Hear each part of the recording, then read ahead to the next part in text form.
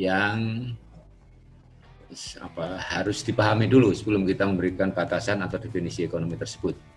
Ketiga konsep dasar itu yang pertama adalah konsep kelangkaan atau yang biasa dikenal sebagai scarcity. Langka ini atau kelangkaan ini biasanya terkait dengan aspek resource atau sumber daya. Sumber daya kita tahu juga ada secara umum kan ada dua macam, natural sama human. Yaitu ada yang disebut sebagai life supporting system atau sistem pendukung kehidupan, itu juga sumber daya. Contohnya seperti kita ini kuliah pakai internet, itu juga sumber daya juga, jaringan nirlaba dan sebagainya.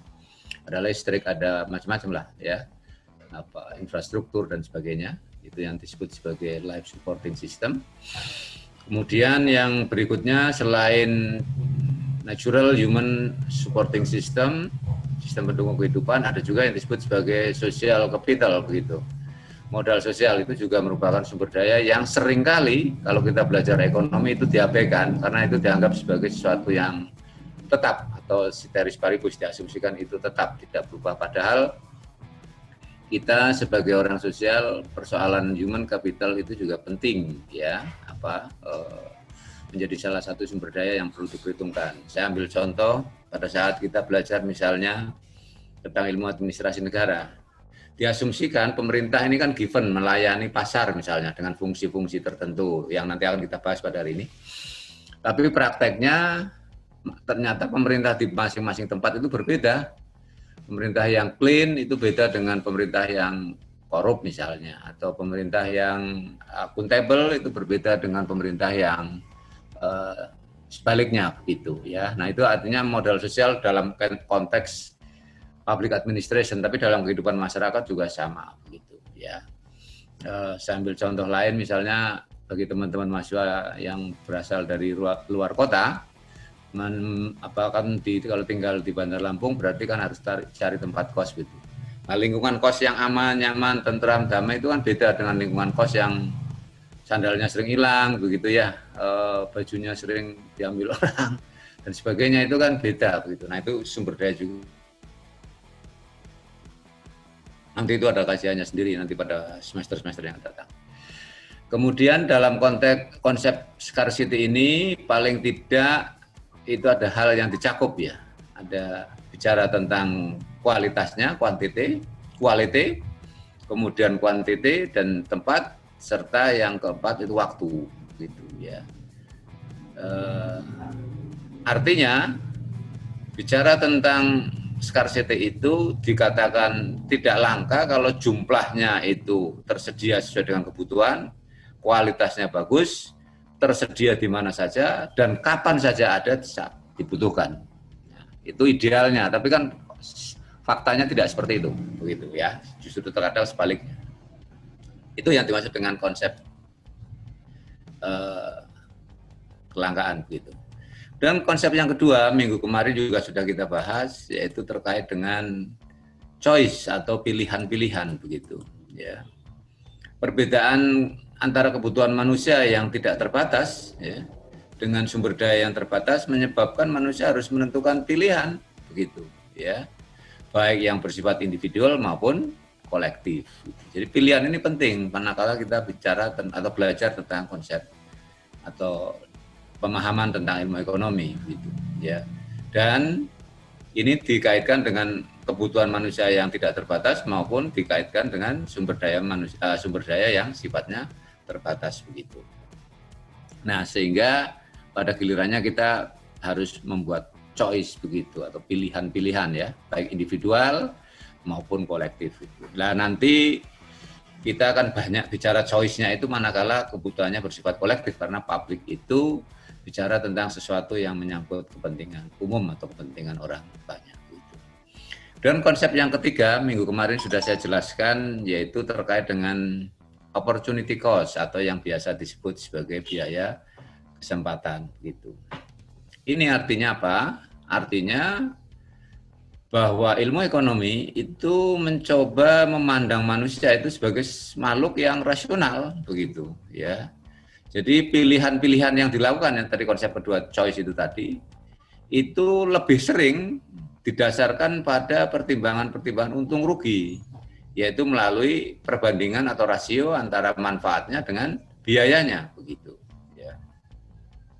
Nah, hanya saja perbandingan atau rasio antara manfaat dengan biaya ini dalam rangka opportunity cost ini perlu teman-teman diingat, ini yang saya tidak bisa memberikan contohnya ya, sederhana gitu, walaupun sebetulnya sudah saya kasih PR waktu itu, sudah tak suruh minta baca. Ada perbedaan antara biaya dalam konsep ekonomi atau yang biasa dikenal sebagai economic cost dengan konsep biaya akuntansi atau accounting cost, begitu ya. Nanti nggak tahu ya kemarin apa saya minta tugas atau cuman baca saja ya, kalau baca ditanya. Kalau zaman saya dulu, ini cerita sedikit ini Bu Ita, saya belokkan. Ya, kalau zaman saya dulu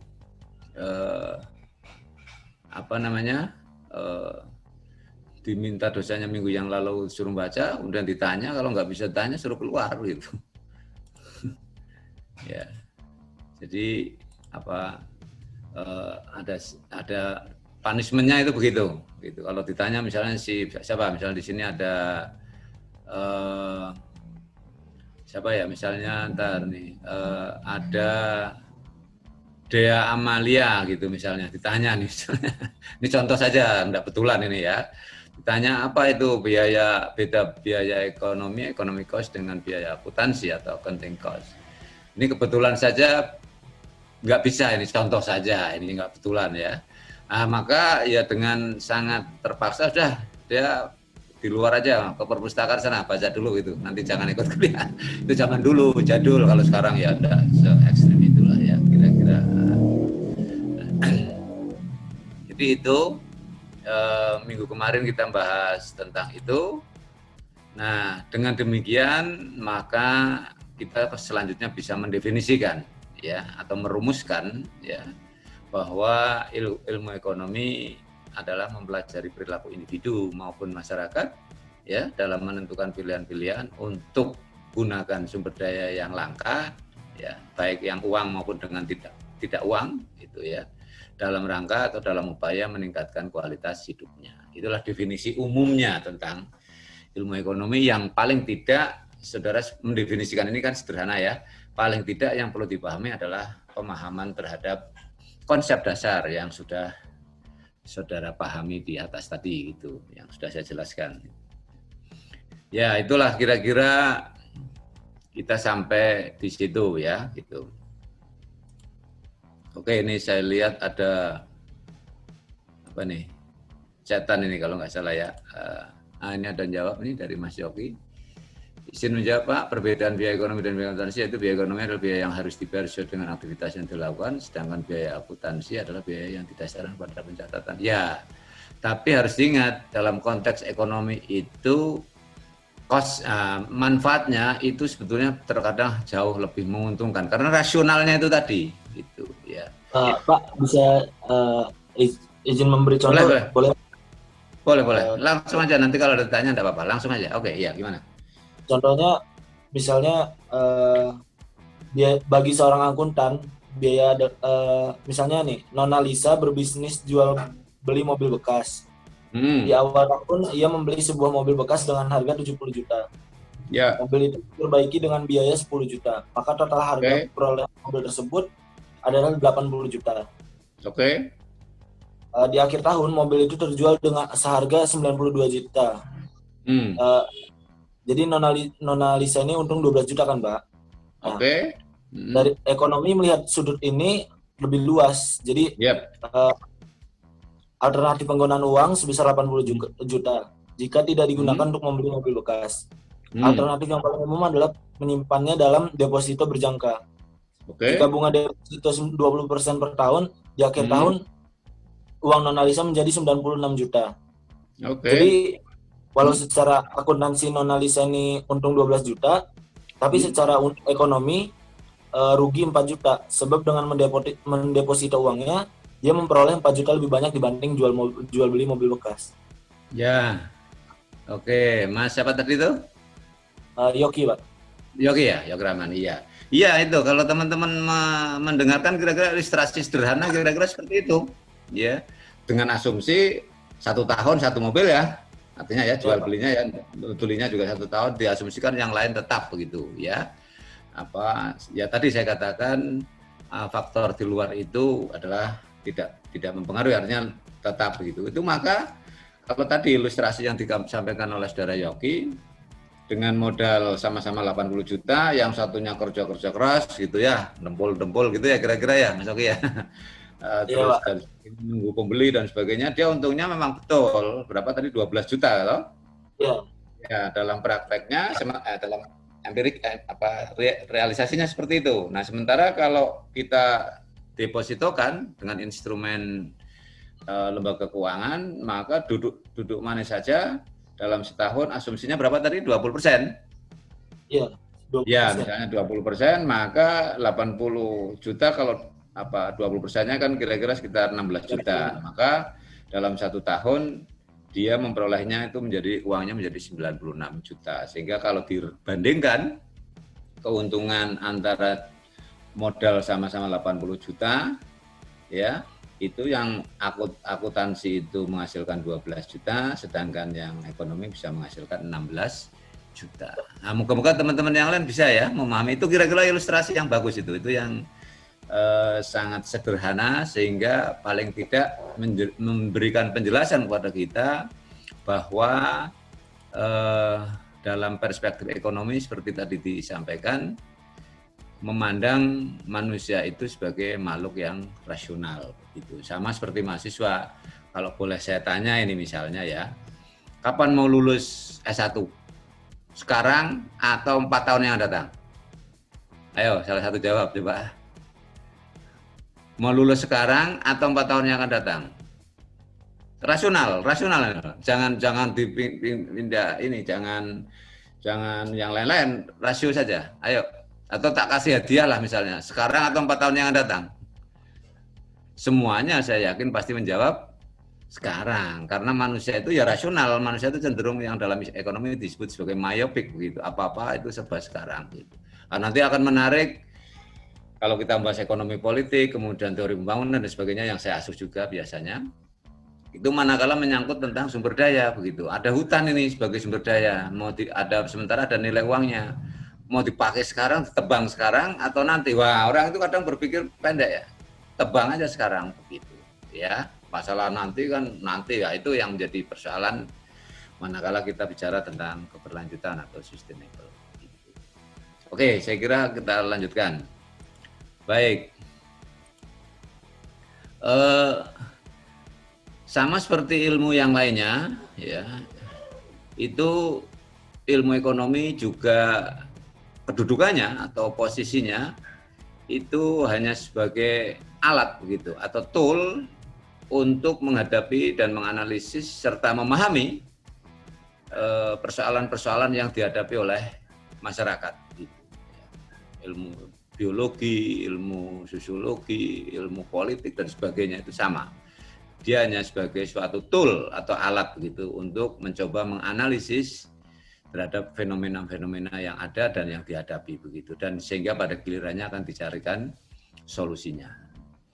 Nah, karena fenomena empiris itu biasanya sangat kompleks, artinya kompleks itu ya saling kait-mengait antara satu fenomena dengan fenomena yang lain, maka agar mudah dipahami itu dibutuhkan penyederhanaan begitu ya, penyederhanaan terhadap fenomena yang kompleks itulah yang biasa sering disebut sebagai model begitu. Model bukan model makanan ya, jangan pagi-pagi terus yang belum sarapan itu dikira sarapan model saja. Bukan, model itu tadi ya dalam konsep ilmu pengetahuan itu yaitu sebuah penyederhanaan terhadap fenomena empiris yang sangat jelimet atau sangat kompleks gitu. Saya akan ambil ilustrasi misalnya dalam bidang ilmu yang lain. Saya yakin saudara sudah mengambil mata kuliah pengantar ilmu politik ya, sekarang ya. Nah, kan ada pendekatan sistem manakala kita mempelajari politik. Ada input, ada proses, ada output begitu ya. Ada artikulasi kepentingan-kepentingan publik, kepentingan masyarakat, kemudian diproses oleh lembaga-lembaga politik. Dari proses itu akan menghasilkan output yang disebut sebagai kebijakan atau keputusan. Nah, kan kalau disederhanakan kira-kira yang terjadi begitu kan. Nah, kemudian dari kebijakan yang dihasilkan tersebut direspon oleh publik, itu ada dua kemungkinan, apakah mau diaspirasikan lagi atau ditolak, diterima, dan sebagainya. Nah, aspirasi itu masuk lagi menjadi input dilanjut lagi pada proses menghasilkan output, dan seterusnya begitu. Jadi sistem itu bisa disederhanakan kurang lebih seperti itu. Ya. Kalau saudara mungkin belajar ilmu politik, saya yakin dosennya pasti jelaskan hal-hal seperti itu. Nah, demikian pula dalam konteks kita belajar dalam ekonomi, maka fenomena yang kompleks tadi itu perlu disederhanakan gitu. Apa yang disederhanakan? Terutama terkait dengan masalah-masalah yang dihadapi oleh ilmu ekonomi begitu. Apa itu? Masalah-masalah yang dihadapi oleh ekonomi secara umum ada 4 lah. Nanti saya tambahkan lagi, tak kasih bonus menjadi 5 masalah yang dihadapi oleh ilmu ekonomi, yaitu yang pertama bicara tentang apa yang harus diproduksi begitu. Ini kata dasarnya biasanya what begitu ya. Nah, ini karena ini mohon maaf lagi-lagi karena daring saya nggak bisa gambar gitu. Kalau tidak daring tak gambarin gitu di papan tulis hingga biar tambah jelas gitu ya. Tapi ya tidak apa-apa, nanti saudara bisa baca kok ya. Jadi yang pertama masalah ekonomi adalah apa yang harus diproduksi. Ini misalnya ada pilihan, apakah biasanya ekonomi beri contoh dalam diagram itu apakah barang A atau barang B. Ini choice juga pilihan begitu. Nah, nanti yang menentukan pilihan itu individu dalam konteks ekonomi. Kalau private, kalau publik ya nanti masyarakat yang akan diwakili oleh lembaga-lembaga publik begitu. Kemudian yang kedua, setelah bicara tentang apa yang harus diproduksi, yang kedua adalah berapa banyak gitu ya. Jadi apa yang harus diproduksi dan berapa banyak itu penting dalam persoalan-persoalan yang harus diselesaikan oleh ekonomi. Dan tidak kalah pentingnya juga selain apa yang harus diproduksi dan berapa banyak, itu juga kapan waktunya begitu. Nah, bicara tentang berapa banyak, ini nanti biasanya terkait dengan persoalan intervensi teknologi, begitu ya. Semakin canggih atau semakin maju intervensi teknologi, maka barang dan jasa yang diproduksi itu cenderung lebih banyak dibandingkan dengan pemanfaatan teknologi yang terbatas. Itu ya. Kemudian bicara tentang kapan. Kapan ini menyangkut waktu, menyangkut durasi waktu. Dalam kita mempelajari ilmu ekonomi ada 2 elemen waktu penting, 2 aspek waktu yang penting, yaitu apa? Yaitu yang pertama adalah waktu itu jangka pendek dan jangka panjang. Gitu. Misalnya tadi saya contohkan bicara tentang hutan ya misalnya. Hutan itu nanti akan kita manfaatkan atau kita produksi menjadi barang turunannya. Itu sekarang atau yang akan datang, itu juga nanti menyangkut pilihan-pilihan begitu ya. Saudara mau kuliah nih misalnya, ini jasa pendidikan, mau kuliah S1 sekarang atau kerja dulu baru nanti kuliah S1 misalnya. Ya, itu salah satu masalah-masalah yang dihadapi oleh ekonomi dalam rangka menyederhanakan persoalan yang dihadapi. Kemudian selanjutnya masalah yang dihadapi oleh ekonomi adalah bagaimana memproduksinya begitu. Nah, ini apakah padat modal biasanya atau padat karya? Gitu, ya. Menggunakan tenaga mesin atau menggunakan tenaga manusia. Gitu. Misalnya pilihannya katakanlah batik begitu, baju batik kemudian diklasifikasi lagi baju batik tulis. Kan kira-kira nggak bisa pakai mesin ya, batik tulis ya, harus ditulis pakai tangan karena itu kemampuan melakukan kreasi terhadap motif yang dihasilkan. Nah, karena pakai tangan, bukan pakai mesin, pakai teknologi, maka produksinya pasti terbatas. Nah, karena produksinya terbatas, sementara orang banyak suka, harganya mesti mahal. Jadi tidak ada teorinya batik tulis itu harganya murah begitu. Kalau batik tulis harganya murah itu mesti cap atau printing karena diproduksi dengan menggunakan teknologi begitu. Itu contohnya tentang persoalan yang terkait dengan masalah bagaimana memproduksinya. Kemudian yang berikutnya, yang keempat, untuk siapa barang dan jasa itu diproduksi gitu. For whom. Jadi masalah yang dihadapi ekonomi juga begitu ya. Barang dan jasa ini diproduksi untuk siapa? Nah, ini tentunya harus memahami tentang karakteristik atau kelompok sasaran lah ibaratnya itu seperti itu gitu ya. Kalau masyarakatnya itu banyak anak muda, maka barang dan jasa ya tentunya yang diperlukan adalah untuk anak-anak yang masih muda, begitu pula sebaliknya. Nah, hal-hal tersebut itulah yang merupakan persoalan-persoalan yang harus dihadapi, yang selama ini dihadapi oleh ilmu ekonomi begitu. Nah, saya tambahkan satu lagi poin penting, sebetulnya terkait dengan lokasi, yaitu di mana begitu. Jadi tidak saja apa yang harus diproduksi dan berapa banyak dan kapan, terus bagaimana memproduksinya, untuk siapa barang itu diproduksi, tapi penting juga itu di mana itu diproduksi begitu. Nah, ini yang abai oleh ilmu ekonomi selama ini yang disebut sebagai ekonomi klasik. Nah, konsep atau aspek di mana ini kemudian turunannya akan bisa melahirkan atau bukan bisa melahirkan, tapi justru melahirkan itu ilmu yang disebut sebagai ilmu ekonomi regional atau ilmu ekonomi wilayah begitu. Ya, untuk mengatasi ini begitu, mengatasi persoalan di mana. Karena kalau asumsi pasar itu kan nanti saya jelaskan. Asumsi pasar itu kan kalau dibutuhkan ada 10 orang membutuhkan 10 apel, maka itulah titik keseimbangannya dengan asumsi 1 orang 1 apel itu sudah optimum atau cukup begitu. Nah, tapi tidak pernah dipikirkan apakah kalau seseorang mengkonsumsi apel itu habis sampai sekulit-kulitnya, sampai ke, atau jangan apel lah, durian begitu misalnya. Apakah dimakan sampai kulit-kulitnya dan biji-bijinya? Kan tidak. Pasti itu dibuang menjadi sisa, menjadi waste, menjadi sampah.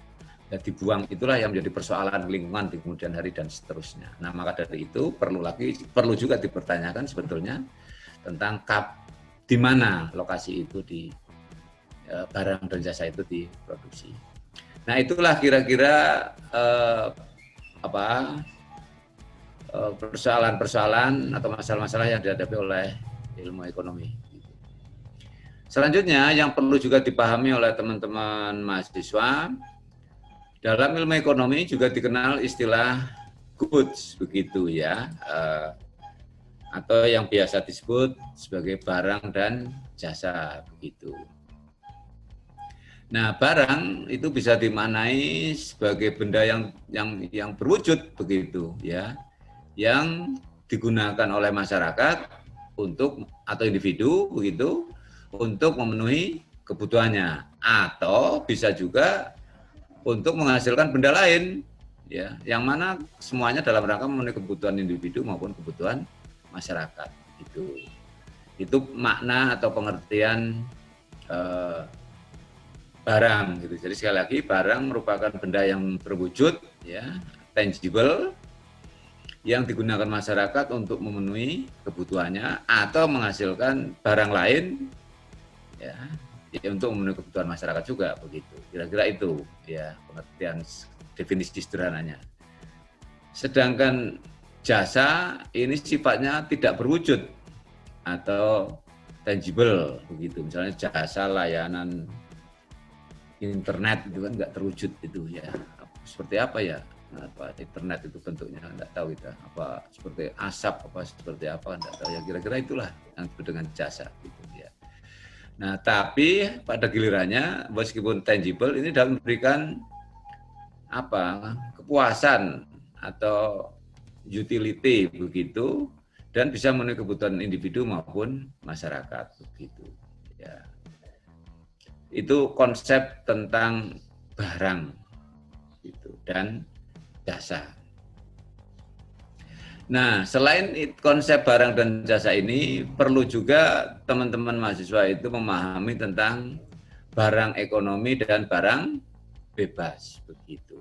Ini penting Karena ada juga yang disebut dengan barang ekonomi, ada juga yang disebut dengan barang bebas atau barang free begitu.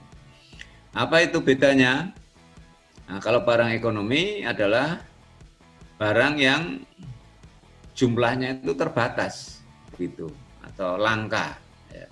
Dan dibutuhkan pengorbanan untuk mendapatkannya. Itu yang disebut sebagai barang ekonomi begitu. Misalnya saudara pengen baju apa ya, misalnya baju sutra lah misalnya begitu ya. Nah, sutra itu ya jumlahnya terbatas begitu ya. Dan untuk mendapatkan atau memperolehnya atau membutuhkannya itu perlu pengorbanan begitu ya. Ya kita harus membayar lebih mahal begitu ya untuk mendapatkan baju sutra itu gitu. Karena sutranya juga terbatas, kemudian produksinya juga terbatas, langka, sehingga untuk mendapatkannya itu perlu pengorbanan atau perlu biaya lah, bahasa sederhananya itu begitu. Nah, sebaliknya kalau barang bebas itu pengertian bertolak belakang dengan barang ekonomi, yaitu barang yang jumlahnya itu tidak terbatas begitu ya. Itu tidak ada pengorbanan gitu. Misalnya saudara pergi ke Timur Tengah begitu ya, terus saudara pengen memperoleh memanfaatkan pasir begitu ya, ambil aja ya, tidak perlu pengorbanan ya, sudah semampu saudara mau ngambil pasir seberapa banyak itu silakan saja diambil, nggak ada perlu pengorbanan lah begitu. Atau sebaliknya kalau ini jasa itu tadi barang ya. Jasa misalnya ada mahasiswa yang tinggal di mana Sekincau begitu ya, atau Belalau, sana kan udaranya sejuk begitu ya. Nah, saudara pengen memperoleh udara yang sejuk, ya ambil saja, menghirup saja nafas puas-puasnya ya.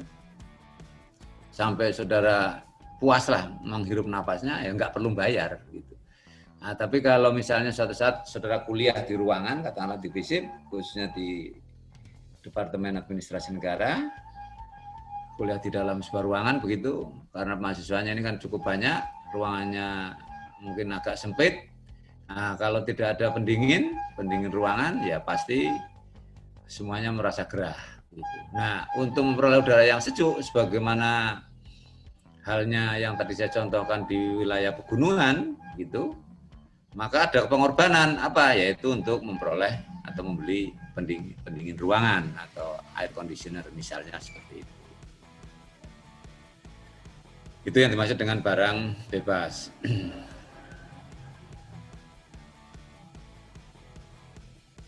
Nah, kemudian selain barang ekonomi dan barang bebas, juga dikenal juga istilah ada barang akhir, barang modal, dan barang antara itu. Ya, ini nanti bisa saudara pelajari, saya kira baca sendiri, gitu ya. Barang akhir itu barang yang dihasilkan oleh berbagai kegiatan ekonomi dan dapat digunakan untuk memenuhi kebutuhan masyarakat, begitu. Barang akhir, barang modal ya sifatnya adalah modal kapital, dan barang antara yaitu barang yang setengah jadi, sederhananya itu begitu. Tadi kan disebut barang itu ada yang terwujud untuk memenuhi kebutuhan masyarakat atau menghasilkan benda lain begitu. Nah, barang antara itu menghasilkan benda atau barang yang lain begitu. Saya kira itu sebagai pengantar awal sebelum saya lanjutkan, karena nanti saya kuliahnya nggak lama ya, paling 3/4 menit, 45 menit. Ya. Kalau ada pertanyaan dulu sebelum saya lanjutkan, silakan. Saya Pak. Yap, siapa nih? Agil. Ya, oke, silakan Mas Agil. Assalamualaikum warahmatullahi wabarakatuh. Waalaikumsalam. Izin bertanya Pak, kan tadi masalah dalam ekonomi itu yang pertama itu adalah apa yang harus diproduksi. Nah, kan bahwa sumber daya ini kan ada sumber daya yang dapat diperbarui dan tidak dapat diperbarui. Jika sumber daya yang dapat diperbarui ini sewaktu-waktu tidak bisa diperbarui ataupun terbatas. Nah, bagaimana cara mengatasi persoalan itu? jika dibiarkan kan nanti ini dapat mempengaruhi ekonomi Indonesia juga, Pak. Terima kasih. Ya. Jadi bicara tentang apa yang diproduksi, tadi misalnya terkait dengan sumber daya yang tidak bisa diperbarui atau non-renewable, kan kira-kira begitu ya. Misalnya katakanlah fosil, begitu ya, fosil BBM lah misalnya seperti itu. Itu kan prosesnya sangat lama, ada ratusan ribu tahun mungkin ya untuk menghasilkan itu. Nah, yang pertama yang perlu diperhatikan adalah bicara di awal pernah minggu yang lalu saya singgung bahwa bicara ekonomi itu berarti bicara tentang choice, pilihan dulu. Itu yang pertama. Nah, apakah kemudian fosil itu atau BBM itu mau kita manfaatkan sekarang atau nanti ya? Berarti ini kan terkait dengan waktu. Dalam ekonomi kita kenal ada istilah waktu jangka pendek dan jangka panjang, short term and long term, begitu. Nah, kalau kita misalnya karena kebutuhannya harus sekarang, teknologi kendaraan dan seterusnya itu membutuhkannya itu sekarang karena itu membantu manusia juga dalam rangka pergerakan dari satu titik asal ke tempat tujuan, maka mau nggak mau kan pasti harus digunakan sekarang. Nah, timbul pertanyaan, bagaimana Pak nanti kalau habis? Nah, bicara sistem ekonomi secara umum itu ada dua pendekatan begitu ya.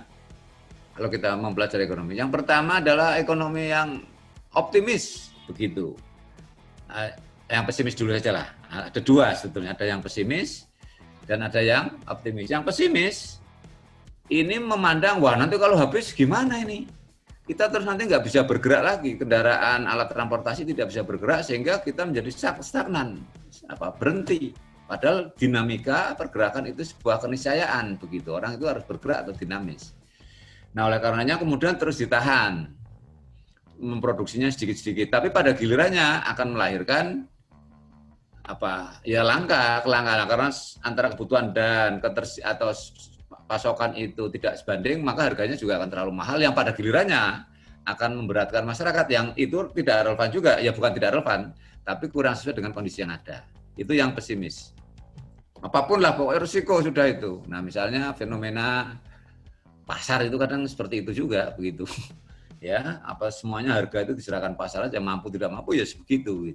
Nah tapi ada juga yang pendekatan kedua, pendekatan optimis. Sistem ekonomi secara umum kalau ada kelangkaan, ya scarcity, maka secara natural sistem akan merespon, ya, yang kemudian melahirkan apa yang disebut sebagai barang substitusi atau barang pengganti. Itu. Ini yang optimis. Kalau yang pesimis tadi kan karena kaitannya dengan lingkungan, dengan ekosistem, dengan keberlanjutan dan sebagainya. Lah kalau yang optimis ya nggak apa-apa kalau sekarang digunakan itu memberikan manfaat, gunakan saja karena pada titik tertentu ekonomi sebagai suatu sistem akan merespon dengan apa? Menghasilkan barang pengganti atau yang disebut sebagai barang substitusi. Saya contohkan ini BBM kan baru praduga ya, mau habis pada tahun tertentu katakanlah seperti itu. Saya kalau nggak salah minggu yang lalu saya sudah cerita apa ya belum. Gini. Saudara Agil, saya yakin kalau tidur itu paling nyaman pakai kasurnya kasur plastik, kasur busa, atau kasur kapuk ya. Ya, nah itu lebih alamiah, lebih natural. Kalau dijemur terus itu kan enak juga tidurnya bisa nyenyak gitu. Nah tapi hubungan antara produksi kapas dengan kebutuhan manusia untuk menggunakan kasur itu tidak sebanding. Yang pada gilirannya kasur kapuk harganya terlalu mahal dan tidak bisa kebeli.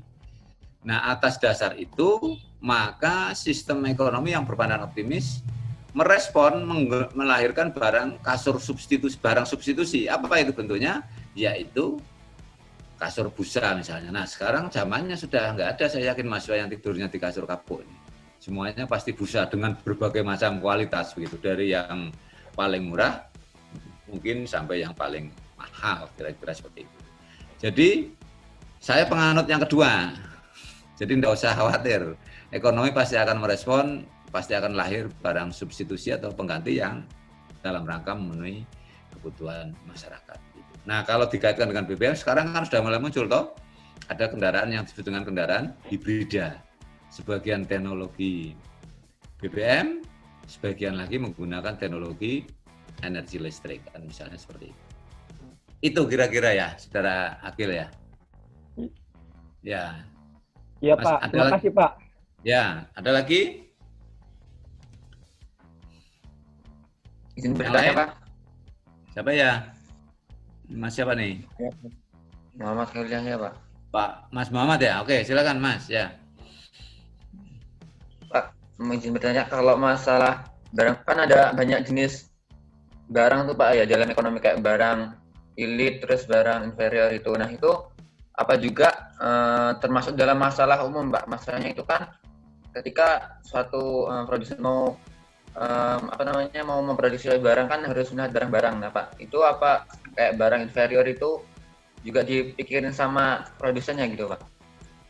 Misalnya apa? Misalnya, contohnya? Semuanya kan kalau barang inferior kan inferior ya, kayak sendal jepit itu Kak semuanya Pak. Itu kan ketika pendapatan berkurang maka barang itu kan naik gitu Pak. Apa yang yang diinginkan sama masyarakat gitu Pak. Nah kalau penghasilan semakin banyak maka barang itu nggak dicari gitu Pak. Nah itu apa juga nanti juga dipikirkan sama produsennya Pak, masalah barang kayak gitu Pak. Ya, baik. Dalam perspektif hubungan antara produsen begitu ya, sebagai penghasil dan konsumen, memang dalam mekanisme pasar, nanti saya akan jelaskan ya tentang mekanisme. Sambil ini juga tidak apa-apa. Dalam konteks mekanisme pasar, itu kan pasar di sini dalam perspektif ekonomi jangan diartikan lokasi ya.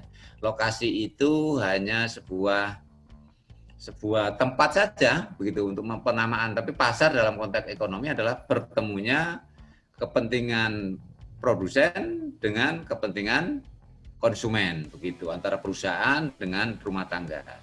Nah, pertemuan dua kepentingan itu ya, itu akan tercermin dalam mekanisme harga. Nah, mekanisme harga itulah merupakan pendulum atau sinyal adanya keseimbangan. Begitu. Makanya Adam Smith mengemukakan bahwa pasar itu diatur oleh tangan yang tidak kelihatan atau biasa disebut sebagai invisible hand. Nah, invisible hand itu tidak berarti tangan raksasa yang kemudian seperti bayang-bayang tidak kelihatan, bukan. Tapi adalah harga itu sendiri, mekanisme harga itulah yang disebut sebagai the invisible hand. Ya, jadi tangan tidak kelihatan itu mekanisme harga. Karena mekanisme harga itu merupakan pendulum bagaimana interaksi antara produsen dengan konsumen.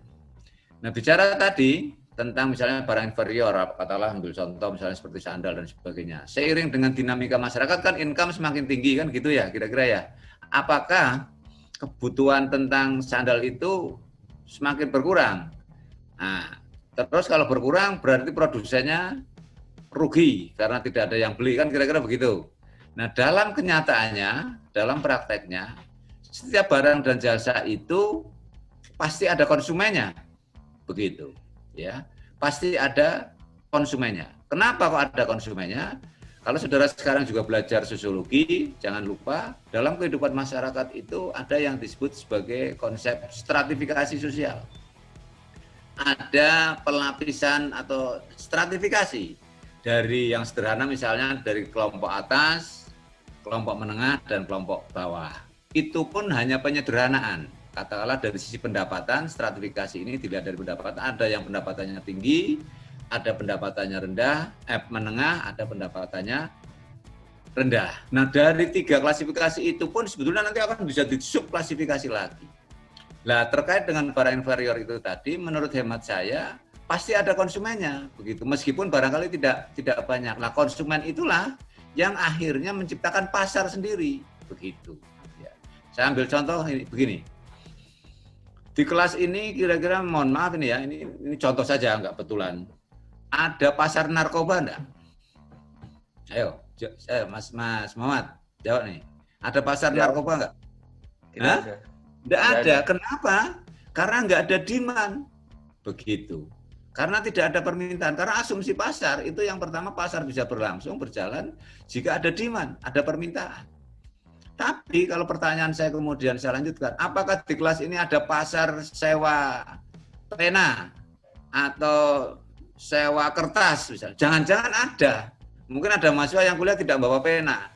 Nah, gitu ya. Atau tidak membawa kertas sehingga minta temannya. Lah dalam konsep ekonomi kan enggak ada itu charity. Semua harus mengeluarkan tadi rasional tadi, harus untuk mendapatkan barang dan jasa ini perlu mengeluarkan korbanan. Nah, jadi dalam konteks kita belajar ekonomi tidak ada sesuatu yang gratis, begitu ya. Semuanya harus ada cost-nya, ada biayanya. Jadi makanya kalau belajar ekonomi itu ada istilah yang sederhana, no lunch free, tidak ada makan siang yang gratis, begitu. Jadi semuanya harus ada pengorbanannya, apalagi itu dianggap sebagai barang ekonomi yang barangnya langka dan perlu pengorbanan. Jadi kembali kepada pertanyaan tadi, setiap barang yang diproduksi itu muncul karena apa? Ada pasarnya, karena apa? Karena ada demand. Kalau tidak ada demand, tidak ada. Gitu. Nah, itu yang saya sebut bahwa ekonomi itu mencoba bisa menganalisis persoalan-persoalan yang dihadapinya terhadap fenomena yang ada dalam dunia empiris. Begitu. Nah, itulah mekanisme pasar itu kira-kira seperti itu. Ini saya singgung sedikit karena apa? Karena tadi ada pertanyaan persoalan misalnya barang inferior. Jadi sepanjang masih ada permintaan, pasar pasti masih berlangsung. Gitu, kira-kira itu Mas Mamat. Baik Pak, terima kasih Pak. Nanti tak kasih PR nih biar minggu depan apa-apa belajar tentang pasar biar lebih paham nanti. Oke, PR-nya kayak tadi, kayak kemarin itu, nanti salah satu saja menjawab. Oke, ada pertanyaan lain?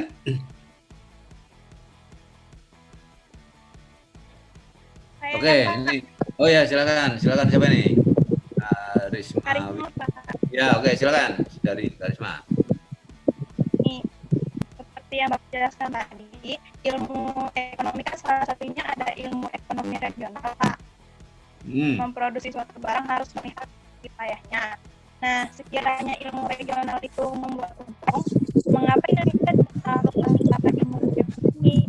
Kenapa Indonesia malah sering... Tolong saudara sebentar saudara Karisma, tolong agak agak putus-putus suaranya, mic-nya atau apanya coba diperjelas coba. Ya, oke. Ulang ya. Kan tadi Bapak jelasin salah satunya ekonomi itu ilmu ekonomi regional. Yap. Memproduksi suatu barang kan harus melihat letak wilayahnya. Nah, kalau emang sekiranya ilmu regional ini buat untung nih Pak, kenapa Indonesia tuh nggak terlalu menerapkan ilmu regional ini, malah kayak Indonesia tuh malah sering impor barang, khususnya barang dari Cina, karena kan di Cina tuh produksi suatu barangnya tuh relatif murah Pak. Oh gitu, ya saya ke tengah walaupun tadi putus-putus saya tangkap. Ya oke, baik. Jadi begini ya. Jadi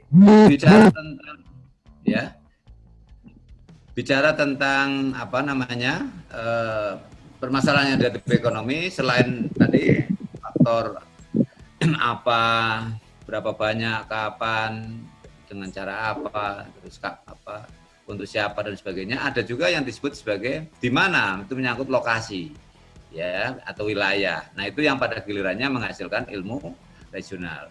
Memang tidak dipungkiri kalau suatu saat saudara nanti belajar ilmu ekonomi regional, ada konsep yang sangat penting. Salah satunya apa konsep itu? Yaitu yang disebut sebagai keunggulan komparatif dan keunggulan kompetitif.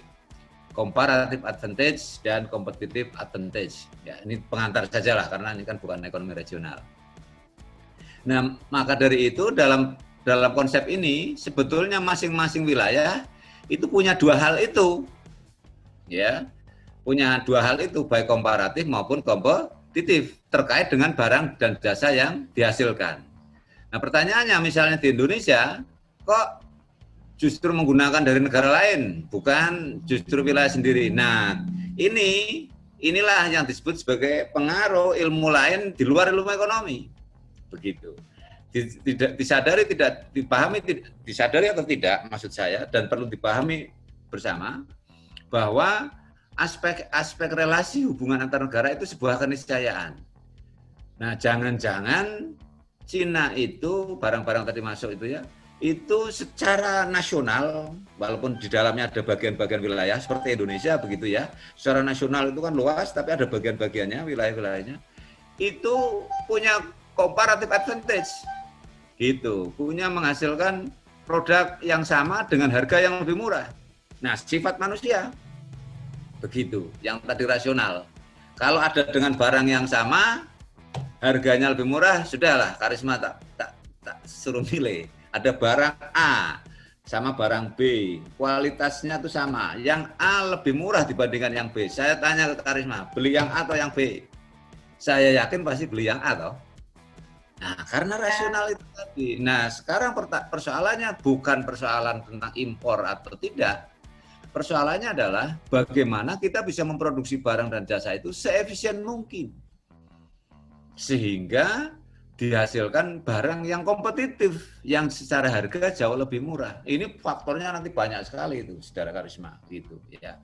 Selain input faktor produksi, nanti ada tenaga kerjanya, kemudian ada aturannya, regulasi, ada intervensi pemerintah, ada layanan birokrasi, kemudian ada kepastian hukum, sehingga banyak gitu. Nah, kalau ini semuanya diselesaikan ekonomi, nggak bisa. Ekonomi punya keterbatasan gitu. Kayak misalnya tentang layanan yang bagus dari birokrasi terkait atau kepastian aturan. Ini kan sudah ranahnya administrasi publik sama politik gitu. Reformasi administrasi misalnya, bagaimana melayani yang bagus, itu tidak ekonomi. Nah, kalau semuanya ngurus ekonomi ya ekonomi jadi ilmu tunggal saja, tapi faktanya kan tidak. Ya diperlukan kontribusi ilmu pengetahuan yang lain begitu. Jadi benar bahwa dalam rangka tadi regional itu bisa bagian dalam suatu negara, bisa juga negara itu sendiri sebagai suatu regional, satu region tertentu yang paling tidak menghasilkan dua konsep yang penting dalam regional itu, komparatif dan kompetitif advantage. Gitu. Nah, jadi kira-kira seperti ini, bahwa bagaimana kita menghasilkan barang dan jasa itu jauh lebih murah, itu outputnya kan harga sebetulnya. Seperti tadi saya singgung dengan pertanyaannya Saudara Muhammad, harga itulah sebetulnya pendulum tentang selain keseimbangan juga mencerminkan tentang bagaimana barang itu dan jasa itu dihasilkan dengan prinsip efisiensi. Ya seperti saudara tahu, kuliah kalau bisa 4 tahun paling lama, kemudian IP-nya bagus, prestasinya bagus dan seterusnya.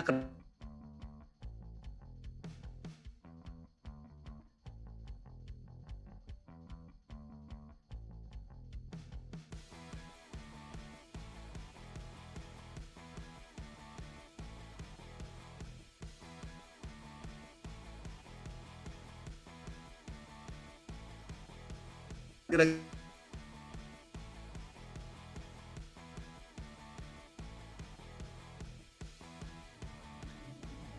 halo?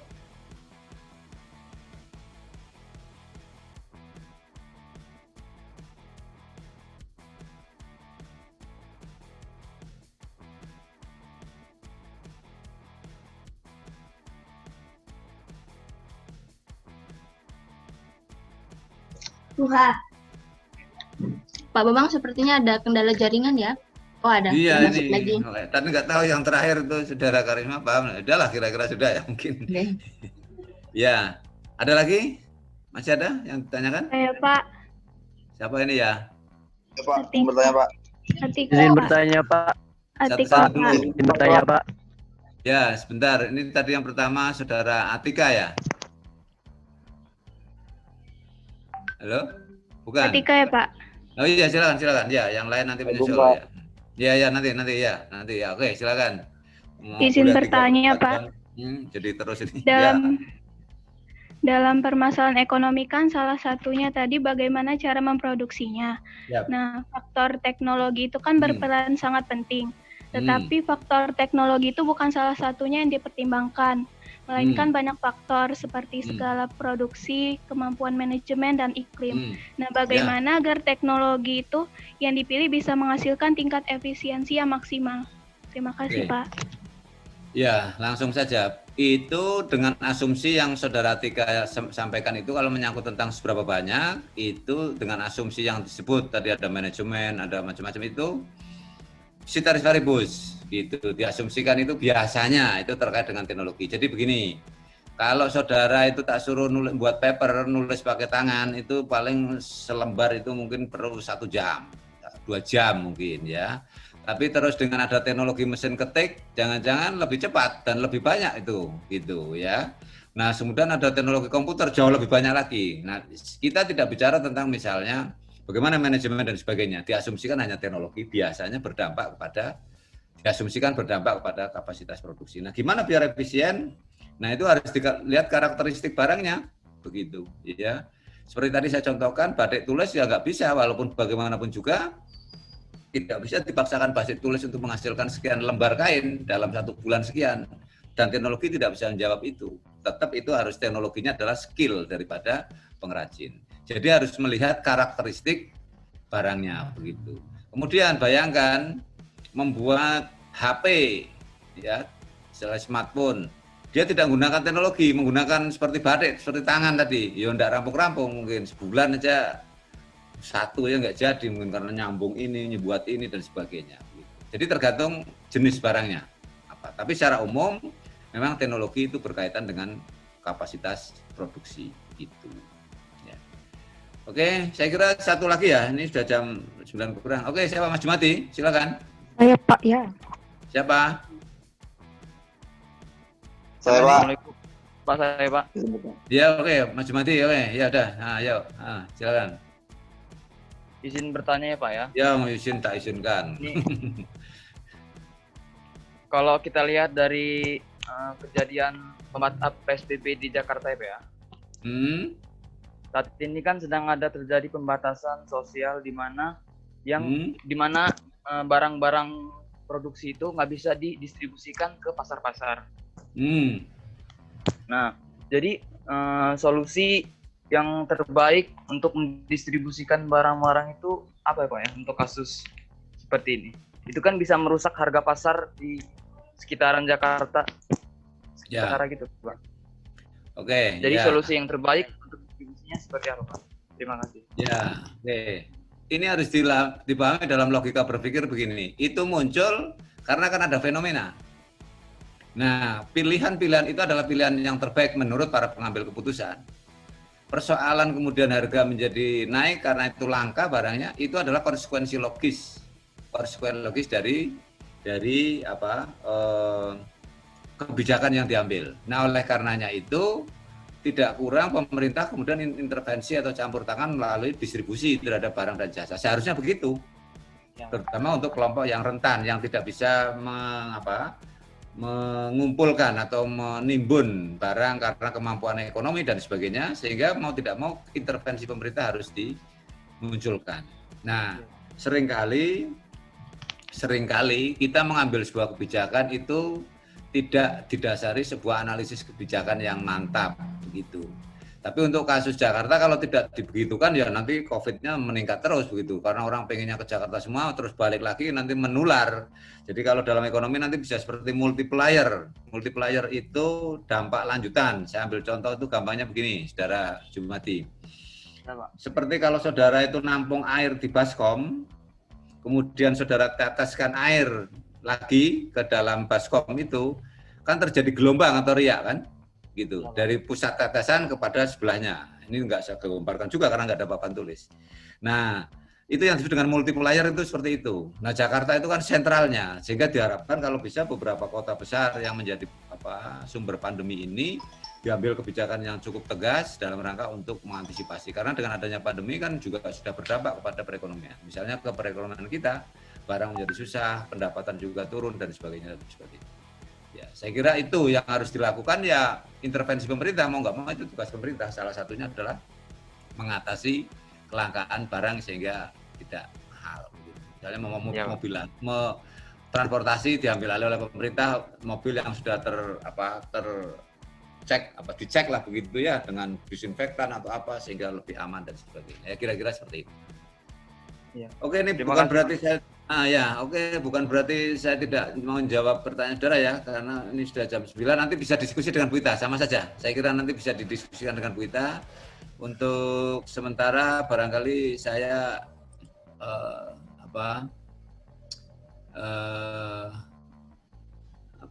cukupkan dulu sekian, begitu ya. Nanti bisa dilanjut dengan diskusinya dengan Bu Ita. Halo Bu Ita. Ya, Bu Pak. Ita. Ya, Nah, Pak. saya kira nanti dilanjut ya. Kalau mahasiswa diskusi itu enggak apa-apa. Karena mereka nampaknya antusias gitu. Tapi kebetulan saya ada sesuatu yang harus di-handle begitu. Ini sudah 1 jam, saya kira sudah cukup lah. Pulsanya mesake juga mahasiswa kalau nggak kebanyakan nanti pulsanya gitu ya. Oke ya, saya kira begitu. Tugas minggu depan, Pak, mungkin ada yang harus disiapkan oleh mahasiswa. Oh ya, minggu depan ini PR aja, tulis tangan aja, nanti nggak apa-apa. Gini, ya, untuk kemarin kan masalah accounting itu ya, apa biaya ekonomi dan biaya akuntansi, oke. Saya ada pertanyaan begini, tadi sedikit sudah saya singgung pertanyaan, bahwa ini begini asumsinya, bahwa mekanisme pasar itu kan tempat bertemunya kepentingan produsen dengan konsumen, gitu ya. Nah ternyata pasar itu menurut ekonomi sebagai suatu institusi yang penting, itu mampu mengatasi persoalan. Nanti sebenarnya mau tak bahas minggu depan, tapi paling tidak ini saudara untuk awal saudara lah gitu. Nah salah satu persoalan misalnya persoalan anjal, anak jalanan atau tukang ngamen di perempatan. Ini nggak usah ditulis, pertanyaannya didengar aja, orang susah nanti kok. Apa kalau ditulis nanti susah. Nah tolong coba saudara analisis melalui pendekatan mekanisme pasar, mengatasi atau menghilangkan pengamen, pengemis atau anak jalanan di perempatan jalan. Menurut analisis pasar. Ya.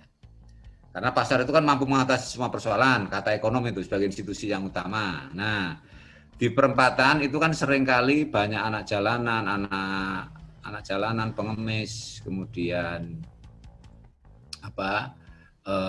pengamen, bahkan ada yang dicat-cat itu apa itu dan sebagainya itu. Nah, gimana ngatasi itu? Menghilangkan itu dengan cara pendekatan pasar, dengan cara pendekatan mekanisme pasar. Ya itu aja, saya kira sederhana saja, biar nanti minggu depan saya usahakan ada respon dari teman-teman. Saya kira itu Bu Ita. Ya, Pak. Ya. Oke ya, jelas ya teman-teman ya. Nanti sementara saya izin live dulu untuk undur diri dari kelas ini. Nanti bisa dilanjut dengan Bu Ita. Ya. Selamat pagi. Terima kasih. Monggo Bu Ita dilanjut ya. Ya, Pak.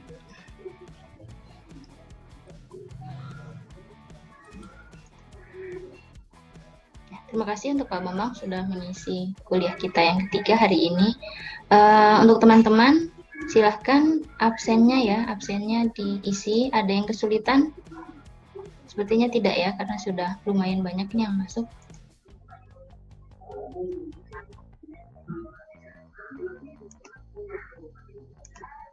Terus kemudian untuk hari ini kuliahnya nanti bisa dilihat di